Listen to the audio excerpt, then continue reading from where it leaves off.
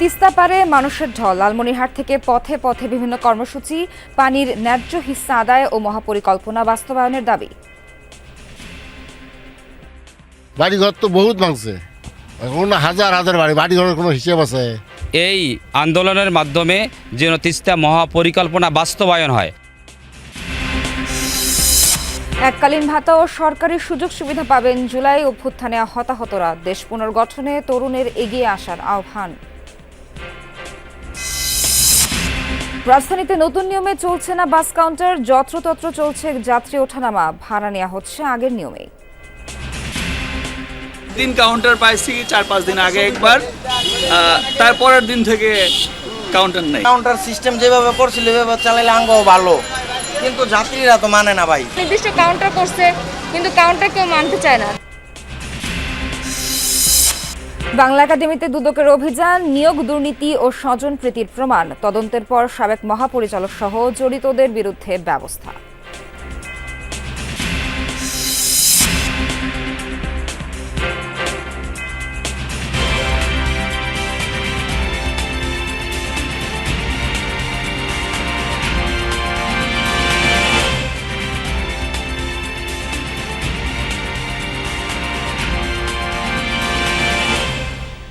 স্বাগত সবাইকে, আমন্ত্রণ যমুনা নিউজে।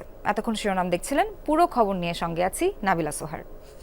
জাগো বাহে তিস্তা বাঁচাই স্লোগানে স্লোগানে তিস্তার পানির ন্যায্য হিসাব ও মহাপরিকল্পনা বাস্তবায়নের দাবিতে 2 দিনব্যাপী অবস্থান কর্মসূচি চলছে তিস্তা পারের 5 জেলায়।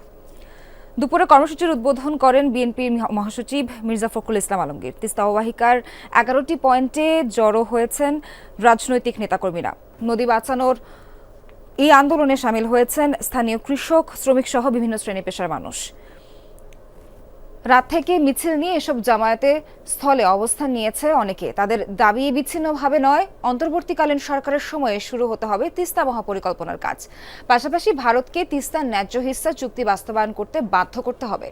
আয়োজকরা জানান, আন্তর্জাতিকভাবে তিস্তার ক্ষতবিক্ষত পরিস্থিতি তুলে ধরে ভারতকে তিস্তা চুক্তি বাস্তবায়নে চাপ প্রয়োগ করতে এই উদ্যোগ নেওয়া হয়েছে। কর্মসূচিতে নদীর 2 পারে 242 কিলোমিটার জুড়ে গণপদযাত্রা, মানববন্ধন ও সাংস্কৃতিক অনুষ্ঠান সহ রয়েছে নানা আয়োজন। এসবের মধ্য দিয়ে তিস্তা পারের মানুষের জীবন ও জীবিকা তুলে ধরা হচ্ছে।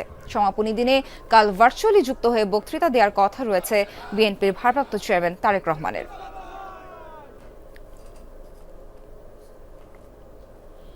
এখন হাজার হাজার বাড়িঘরের কোনো হিসেব আছে? যত বাস ঘাস দিলে বাজার দেখছেন সমস্ত ভাঙিয়ে গেছে। আমরা সবাই সকাল থেকে খেয়ে না খেয়ে এখানে অবস্থান করতেছি এই 48 ঘন্টা কর্মসূচিকে আমরা বাস্তবায়ন করার জন্য। ভাঙিয়ে আমাদের এলাকা ধ্বংস করে দিতেছে, মানুষ সব মনে করে অসহায় হইতেছে। আমরা চাচ্ছি যে আমরা এই আন্দোলনের মাধ্যমে যেন তিস্তা মহাপরিকল্পনা বাস্তবায়ন হয়। দর্শক, এই বিষয়ে বিস্তারিত জানাতে আমাদের সহকর্মী রবিন আছেন মূল অনুষ্ঠানের লালমনিরহাটে। সেখানে আমি রবিনের কাছে যেতে চাই। রবিন, কর্মসূচির স্থলে এখন কি অবস্থা আর বিএনপি মহাসচিব ঠিক কখন বক্তব্য দেবেন, বিস্তারিত জানাবেন।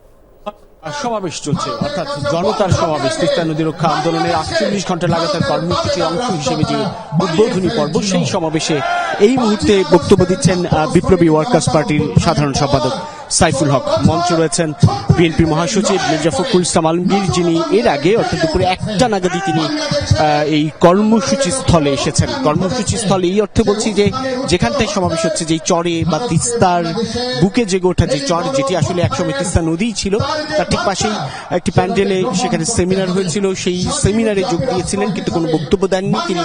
সরাসরি এর পরপরই এই সমাবেশ স্থলে এসেছেন এবং রয়েছেন বিএনপির ভাইস চেয়ারম্যান শামসুজ্জামান দুদু এবং প্রধান সমন্বয়কারী এই কর্মসূচির আসাদুল হাবিব দুলু।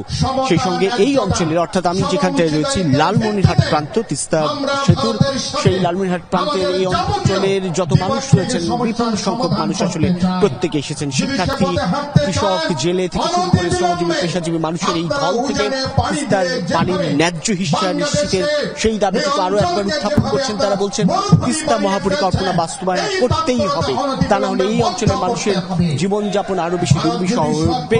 কেননা যেমনটি বরাবরই বর্ষায় প্রবল বন্যা এবং নদী ভাঙনের শিকার হতে হয় এই অঞ্চলের মানুষকে, ঠিক তেমনি শুকনো মৌসুমে খরার মুখোমুখি হতে হয়, যার ফলে এখানটায় দারিদ্র্যের হার যেমনটি বাড়ছে, তাদের দিন যাপনের জীবন মান সেটি ক্রমেই অবনতির দিকে ঘটছে এবং সেই কারণেই দীর্ঘদিনের যে দাবি এই অঞ্চলে তিস্তা তীরবর্তী 5টি জেলার সাধারণ মানুষের সেই দাবিটুকু আরো একবার এই মঞ্চ থেকে উত্থাপন হওয়া। 48 ঘন্টার লাগাতার কর্মসূচি, এই অর্থে যে আজকের এই সমাবেশের মধ্যে দিয়ে আনুষ্ঠানিকভাবে শুরু হলো 11টি স্থানে তীরবর্তী অঞ্চলের একই রকম কর্মসূচি আসলে অব্যাহত থাকবে। বিভিন্ন পয়েন্টে বিএনপির এবং বিভিন্ন রাজনৈতিক দলের নেতৃবৃন্দ অংশ নেবেন। সেই সঙ্গে পালাগান, গম্ভীরা, নাটিকা, সেসবের মধ্য দিয়ে এক ধরনের প্রতীকী প্রতিবাদ তারা তুলে ধরবেন এবং এই জীবনমানের সাধারণ মানুষের তিস্তা নদীর যে প্রভাব সেটুকু তারা তুলে ধরার চেষ্টা করবেন। বক্তারা যেমন বলছেন যে ভারত একতরফা ভাবে তিস্তার পানি ব্যবহার করছে, যে পরিমাণ পানি আসলে বাংলাদেশে আসার কথা বা এই উজানের পানি যে পরিমাণ নেমে আসার কথা, প্রায় যদি 3000 কিউসেক পানি প্রয়োজন হয় সেক্ষেত্রে 400 কিউসেক পানি হয়তো ভারত ছাড়ছে। এই যে বৈষম্য আন্তর্জাতিক আইন লঙ্ঘন করে সেটির প্রতিবাদ জানানো হচ্ছে এই মঞ্চ থেকে এবং এই কর্মসূচির মধ্যে দিয়ে তিস্তার পাড়ের মানুষের সেই দাবিটুকু স্থাপিত হলো আরো একবার এবং সেই দাবি পূরণে ভারত এবং আন্তর্জাতিক মহল কার্যকর উদ্যোগ নেবে এমন প্রত্যাশা সাধারণ। তিস্তা মহাপরিকল্পনা বাস্তবায়নের বিষয়ে সবশেষ জানাচ্ছিলেন রবিন, অসংখ্য ধন্যবাদ আপনাকে। শাহবাগে সড়ক অবরোধ করে অবস্থান নিয়ে আন্দোলন করছে জুলাই বিপ্লবে আহতরা। এ বিষয়ে আরো জানাতে শাহবাগ থেকে যোগ দিচ্ছেন সহকর্মী রেদওয়ান আহমেদ। রেদওয়ান, কি বলছেন আন্দোলনকারীরা, কি কি দাবি দেওয়া তাদের, আর এই অবরোধের কারণে যান চলাচলের পরিস্থিতি এখন শাহবাগে কেমন দেখছেন জানাবেন।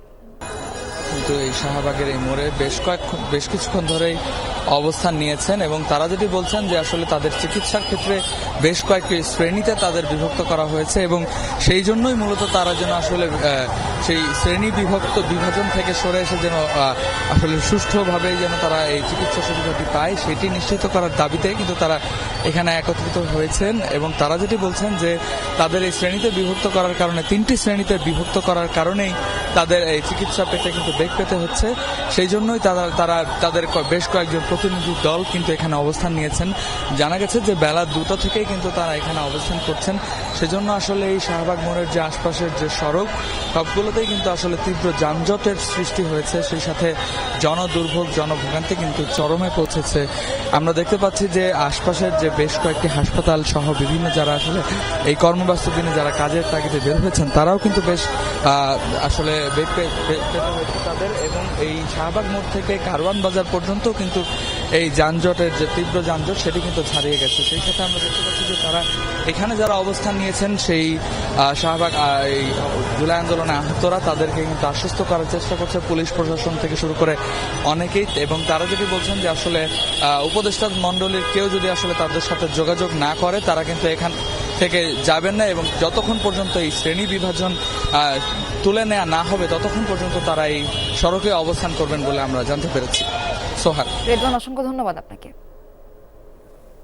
ছাত্র জনতার আন্দোলনে নিহতরা স্বীকৃতি পাবেন জুলাই শহীদ ও আহতরা জুলাই যোদ্ধা নামে, একথা জানিয়েছেন মুক্তিযুদ্ধ বিষয়ক মন্ত্রণালয়ের উপদেষ্টা ফারুকী আজম। দুপুরে রাজধানীর ওসমানী স্মৃতি মিলনায়তনে জেলা প্রশাসক সম্মেলনে কথা বলেন তিনি। উপদেষ্টা জানান, নিহত ও আহতরা এককালীন ভাতা সহ পাবেন সরকারি সুযোগ সুবিধা। আহতদের 3 ক্যাটাগরিতে ভাগ করা হয়েছে, ক্যাটাগরি করার দায়িত্বে স্বাস্থ্য মন্ত্রণালয়। উপদেষ্টা জানান, নির্বাচিত সরকার আসবে জুলাই অভ্যুত্থানের চেতনা নিয়ে, তারা জুলাই অধিদপ্তরের কার্যক্রম চালিয়ে যাবেন। এছাড়া দুর্যোগ ব্যবস্থাপনা ও ত্রাণ উপদেষ্টা ফারুকী আজম জানান, দুর্যোগের পর ক্ষতিগ্রস্তদের গৃহ নির্মাণে যে সামগ্রী দেওয়া হয় সে তথ্য এখন এলাকা ভিত্তিক সংগ্রহ করা হবে, পরে গৃহ নির্মাণ সামগ্রী সংশ্লিষ্ট এলাকায় সরবরাহ করা হবে।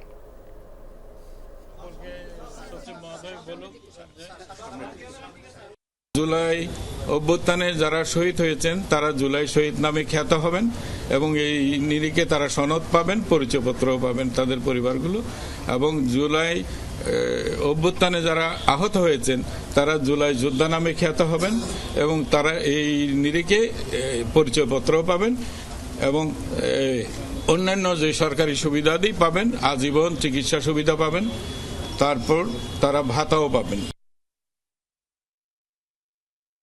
দেশ পুনর্গঠনে তরুণদের এগিয়ে আসার আহ্বান জানিয়েছেন যুব ও ক্রীড়া উপদেষ্টা আসিফ মাহমুদ সজীব ভূঁইয়া। সকালে ঢাকা রেসিডেন্সিয়াল মডেল কলেজে তারুণ্যের উৎসব 2025-এর উদ্বোধন শেষে কথা বলেন তিনি। ক্রীড়া উপদেষ্টা বলেন, নতুন বাংলাদেশ গঠনে তরুণদের কাজে লাগাতে না পারলে গণ অভ্যুত্থানের মাধ্যমে তৈরি হওয়া সম্ভাবনা নষ্ট হতে পারে। এর আগে রেসিডেন্সিয়াল মডেল কলেজের শিক্ষার্থীদের কুচকাওয়াজ পরিদর্শন করেন তিনি। এছাড়া বিভিন্ন প্রতিযোগিতা উপভোগ করেন উপদেষ্টা আসিফ মাহমুদ।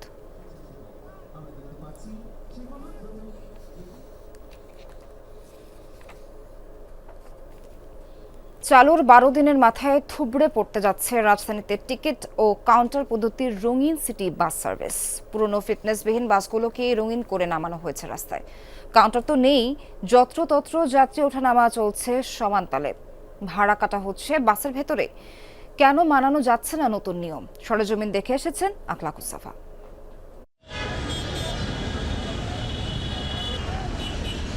গোলাপি রঙের এই বাসটির কাউন্টার ছাড়া কোথাও দাঁড়ানোরই কথা নয়, অথচ যাত্রী তোলা হচ্ছে যত্রতত্র।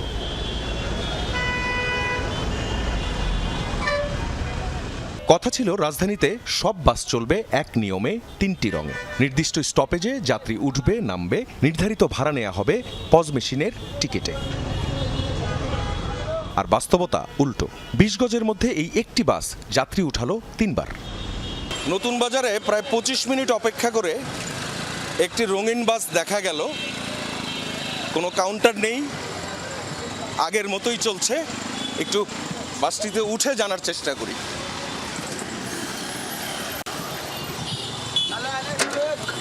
কোনো টিকিট কাউন্টার আছে আসলে? না, আমার মনে হয় নাই। দিন কাউন্টার পাইছি 4-5 দিন আগে একবার, তারপরের দিন থেকে কাউন্টার নেই, কাউন্টার গায়েব।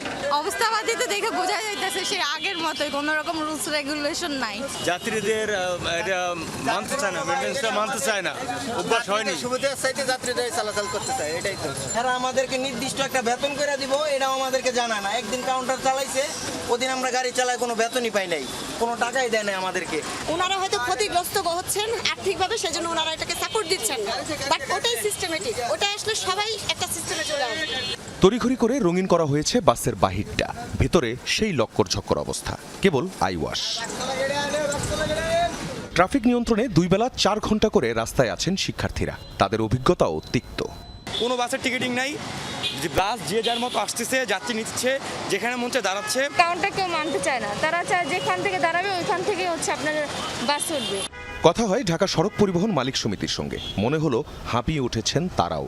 তারা যত্রতত্র উঠে যায় এবং এভাবে অনেক টাকা ইনকাম করে, মালিকদেরকে যা দেয় তার ডবল পায়। গাড়ি কিভাবে চললো এটা বড় কথা না, কিভাবে তারা রেভিনিউ পাবে, লেভি পাবে, চাঁদা পাবে, এটাই বেশি চিন্তা করে। এগুলি কি কন্ট্রোলে আনাটা একটু কষ্ট, আসে যাবে ইনশাল্লাহ, ছাড়বো না। বিষয়গুলো পর্যবেক্ষণ করেছে যাত্রী কল্যাণ সমিতিও। সংবাদ সম্মেলনে জানানো হয়, এ নিয়ম যেন কার্যকর করা হয় অন্তত 5000 নতুন বাস নামিয়ে। আগের বাস, আগের সব মাল, কিন্তু উপরে শুধুমাত্র লিপস্টিক লাগিয়ে গোলাপি রং ধারণ করা হয়েছে। এমনকি এই গোলাপি রং ধারণ করার ক্ষেত্রে আগের রং উঠিয়েও লাগানো হয়নি, আগের রঙের উপরেই গোলাপি রংটা ধারণ করা হয়েছে। রাস্তায় অসুস্থ প্রতিযোগিতা বন্ধ করা ও যাত্রী ভোগান্তি আর যানজট কমাতে 6 ফেব্রুয়ারি নতুন এই নিয়ম চালু হয়। কয়েকদিনেই সেটার এই অবস্থা। আখলাকুস সাফা, যমুনা নিউজ, ঢাকা। হত্যা মামলায় সাবেক মন্ত্রী ও জাসদের সভাপতি হাসানুল হক ইনু ও ওয়ার্কার্স পার্টি সভাপতি রাশেদ খান মেননকে ফের রিমান্ডে নেওয়া হয়েছে। জুলাই গণঅভ্যুত্থানে মিরপুরের আনোয়ার হোসেন পাটোয়ারি হত্যা মামলায় তাদের 3 দিনের রিমান্ড মঞ্জুর করেছেন আদালত। এদিন তাদের আদালতে হাজির করে 5 দিনের রিমান্ড আবেদন করা হয়। তবে দুপুরে ঢাকার মেট্রোপলিটন ম্যাজিস্ট্রেট GM ফারহান ইশতিয়াকের আদালত তাদের 3 দিনের রিমান্ড মঞ্জুর করেন। একই মামলায় সাংবাদিক শাকিল আহমেদ এবং ফারজানা রূপাকে 5 দিনের রিমান্ডে দিয়েছেন আদালত। এদিকে জুলাই আগস্ট গণহত্যার মামলায় সাবেক DNCC মেয়র মোহাম্মদ আতিকুল ইসলাম সহ আওয়ামী লীগের 6 নেতাকে আন্তর্জাতিক অপরাধ ট্রাইব্যুনালের মামলায় গ্রেফতার দেখিয়ে কারাগারে পাঠিয়েছেন ট্রাইব্যুনাল। 9 মার্চ তদন্ত রিপোর্ট দাখিলের নির্দেশ দিয়েছেন ট্রাইব্যুনাল। দুপুরে তাদের আদালতে হাজির করা হয়। আগেও বলেছি, এখন বাংলাদেশের মানুষের সঙ্গে বন্ধুত্ব করতে চান তাহলে আগে তিস্তার পানি দেন, সীমান্তে গুলি করে হত্যা বন্ধ করেন, আর আমাদের সঙ্গে বড় দাদা মতন যে আচরণ সেটা বন্ধ করেন। আমরা আমাদের পায়ের উপরে দাঁড়াতে চাই, আমরা আমাদের হিসাব বুঝে নিতে চাই। আমরা অবশ্যই ভারতকে একটা বন্ধু ভাবে দেখতে চাই, কিন্তু সেই বন্ধুত্ব হবে সম্মানের সঙ্গে, আমার যে পাওনা সেই পাওনা বুঝে দেওয়ার সঙ্গে। তাই বন্ধুগণ, বক্তব্য দীর্ঘ করব না। আমি আমাদের আসাদুল আব্দুল সাহেবকে আমার অন্তঃস্থল থেকে ধন্যবাদ এবং কৃতজ্ঞতা জানাচ্ছি যে আজকে তিনি যে আন্দোলনের সূচনা করলেন, সেই আন্দোলন সারা বাংলাদেশকে শুধু নয় সারা বিশ্বকে নাড়িয়ে দিয়েছে বন্ধুগণ। আজকে আপনাদের এখানে অনেক আন্তর্জাতিক নিউজ এজেন্সি থেকে খবর সংগ্রহ করার জন্য এসেছে। কেন? যে আজকে দুলু আন্দোলন শুরু করেছে, যে আন্দোলন হচ্ছে বাংলাদেশের মানুষের বেঁচে থাকার আন্দোলন। আমরা অবশ্যই দুলুকে আমাদের সকলের পক্ষ থেকে একটা অভিবাদন, একটা স্যালুট জানাই। আমি বক্তব্য বাড়াবো না, শুধু একটা কথা বলেই শেষ করতে চাই, লড়াই না করলে কিছু পাওয়া যায় না। সেই লড়াই করেই আমরা তিস্তার পানি আনবো, আমাদের অধিকারগুলো আদায় করে নেব। আজকে সেইভাবে আসুন আমরা সবাই এক হই। আগামীকাল এখানে আমাদের দলের ভারপ্রাপ্ত চেয়ারম্যান তারেক রহমান সাহেব আপনাদের সামনে বক্তব্য রাখবেন। এটা আমাদের জন্য অনেক আনন্দের কথা। আজকে জনাব তারেক রহমান সাহেব আমাদেরকে নেতৃত্ব দিচ্ছেন। এই ফ্যাসিস্ট হাসিনা সরকারের বিরুদ্ধে তিনি আমাদেরকে নেতৃত্ব দিয়েছেন এবং সেই কারণে আমরা জয়যুক্ত হতে সক্ষম হয়েছি। আজকে তিনি গোটা বাংলাদেশের মানুষকে ঐক্যবদ্ধ করছেন যে একটা গণতান্ত্রিক ব্যবস্থার জন্য। আমরা সেই একই কথা সরাসরি বলতে চাই যে আমরা 1971 সালে যে স্বাধীনতার যুদ্ধ করেছিলাম, পাকিস্তান সেনাবাহিনীর বিরুদ্ধে যুদ্ধ করেছিলাম, সেই যুদ্ধের মূল লক্ষ্যটাই ছিল একটা গণতান্ত্রিক ব্যবস্থা আমরা চাই। কয়েন ভাই কতবার ভোট দিবা পারেন নাই, পারিছিলেন ভোট দিবার? তো আমরা তো ওইটাই চাই। আমরা আমাদের ভোট দিয়ে আমাদের জনপ্রতিনিধি নির্বাচিত করতে চাই, যারা আমাদের কথা পার্লামেন্টে বলবে, সংসদে বলবে, সব জায়গায় বলবে, তাই না? সেই ভোটটা আমরা চাই। ওরা অনেক সময় বলে যে আমরা নাকি ভোট করতেছে। ভোট করার কারণ একটাই, যে ভোট না হলে আমার নেতা নির্বাচিত হবে কোত্থেকে? আমার কথাটা বলবে কে? আমার তো প্রতিনিধি চাই, তাই না? সেই জন্যই আমরা নির্বাচনের কথা বলতেছি। আর নির্বাচন দিলে দেশটাতে যে অশান্তি সৃষ্টি হয়েছে সে অশান্তি হবে না, শান্তি আসবে, একটা স্থিতিশীলতা আসবে। তাই বক্তব্য বাড়াবো না বন্ধুগণ। আমি আজকে গতকাল ঠাকুরগাঁতে এসেছি, আজকে সকালে কিন্তু রওনা হয়েছি, এসে বসে আছি আর অভিভূত হয়েছি। তিস্তার পারে হাজার হাজার মানুষ আজকে নিজেরা পুটলিতে চাল বেঁধে ডাল বেঁধে চলে এসেছে, তাই না? সব একা একা চলে এসেছে। এখানে কাউকে কিছু বলতে হয় নাই, তার নিজের দাবির জন্য দুলু ভাইয়ের ডাক শুনে আজকে সবাই এসেছে। তাই বন্ধুগণ, আমার কথা শেষ, শুধু এইটা বলতে চাই যে এখন নতুন লড়াই শুরু। সেই লড়াই হচ্ছে আমাদের বাঁচা মরার লড়াই, আমাদের স্বাধীনতার লড়াই, আমাদের গণতন্ত্রের লড়াই। আসুন আজকে আবার সেই ঐক্যবদ্ধ হয়ে আবার আমরা সেই ডাক দেই, জাগো বাহে তিস্তা বাঁচাও। তিস্তা পার রক্ষা আন্দোলন কর্মসূচিতে বক্তব্য রাখছেন বিএনপি মহাসচিব মির্জা ফখরুল ইসলাম আলমগীর। সরাসরি ছিলাম সেখান থেকে। বাংলা একাডেমিতে 175 জন নিয়োগে দুর্নীতি ও স্বজনপ্রীতির প্রমাণ মিলেছে দুদকের অভিযানে। 2022 সালে তৎকালীন মহাপরিচালক নুরুল হুদা সহ সংশ্লিষ্টরা চাকরির আবেদন ফর্ম থেকে শুরু করে পদে পদে দুর্নীতি করেছে। এমনকি চতুর্থ শ্রেণীর কর্মচারী নিয়োগে 10 লাখ টাকা করে ঘুষ নেন বলেও অভিযোগ উঠেছে। বাংলা একাডেমির 175 জন নিয়োগ জালিয়াতির খোঁজে অভিযানে দুদক বলছে 2022 সালে কর্মকর্তা কর্মচারী নিয়োগে বিভিন্ন ক্যাটাগরিতে 180 জনের বিজ্ঞপ্তি দেয় একাডেমি। 50,000 নিয়োগ প্রার্থীর কাছ থেকে অন্তত 2 কোটি টাকা জমা হয়। এদের মধ্যে অর্ধ কোটি টাকা লুটপাট করেন তখনকার মহাপরিচালক নুরুল হুদা সহ অন্যরা। একইভাবে 4000 প্রার্থীর লিখিত পরীক্ষায় উত্তীর্ণ দেখানো হলেও মৌখিক পরীক্ষায় ডাকা হয় মাত্র 500 জনকে। তবে ফল প্রকাশ না করেই 175 জন নিয়োগের সুপারিশ করা হয়, যেখানে চুক্তিভিত্তিক নিয়োগকে স্থায়ীকরণ, আত্মীয় স্বজন ও কমিটির সুপারিশের ভিত্তিতে নিয়ম লঙ্ঘন করে চাকরি দেয় একাডেমি। এমনকি কর্মচারী নিয়োগে 10 লাখ টাকা করে ঘুষ নেন বাংলা একাডেমির সংশ্লিষ্টরা। ওপেন একটা বিজ্ঞপ্তি দিয়ে পরীক্ষা দেওয়ার সুযোগ করে দিচ্ছি, ফাইনালি আমি তাকে রেজাল্ট জানালাম না, অন্য একজনকে নিয়োগ করে দিলাম। তো তারা তো ভাইবা পরীক্ষা দিয়েছে, তারা অবশ্যই তার রাইট আছে তার রেজাল্ট জানার। সেই বিষয়টা না জানিয়ে আমি গোপনে অন্যদেরকে নিয়োগপত্র দিয়ে দিলাম। তো এই বিষয়গুলো আমরা খতিয়ে দেখবো আসলে কি কারণে তারা তাদেরকে জানানো হয়নি এবং নিয়োগ কিভাবে দেওয়া হয়েছে। বাংলা একাডেমির বর্তমান মহাপরিচালক বলেন, অতীতে স্বজনপ্রীতির মাধ্যমে নিয়োগের অভিযোগ শুনেছেন। অপরাধ প্রমাণ হলে তাদের বিরুদ্ধে দুদকের ব্যবস্থা নেওয়ার আহ্বান। আমরা শুনেছি এবং জেনেছি যে আত্মীয় স্বজনের একটা প্রাধান্য ছিল। অনেকেরই সন্দেহ আছে, ক্ষোভ আছে। ফলে আমি মনে করি যে এখন যদি অপেক্ষাকৃত ফর্মাল একটা বডি ব্যাপারটা ভালোভাবে চেখে দেখে তাহলে সবার জন্য ভালো। দুদক বলছে রাজনৈতিক প্রভাব, কর্মকর্তাদের খেয়ালখুশি মতো নিয়োগের ক্ষেত্রে দুর্নীতিতে জড়িতদের বিরুদ্ধে তদন্ত করে ব্যবস্থা নেওয়া হবে। ভবিষ্যতে এগুলো সংশোধন করে মানে স্বচ্ছতার মাধ্যমে যাতে নিয়োগ দেওয়া হয়। রাজীব আহমেদ, যমুনা নিউজ, ঢাকা। অবশ্যই যে নিয়োগের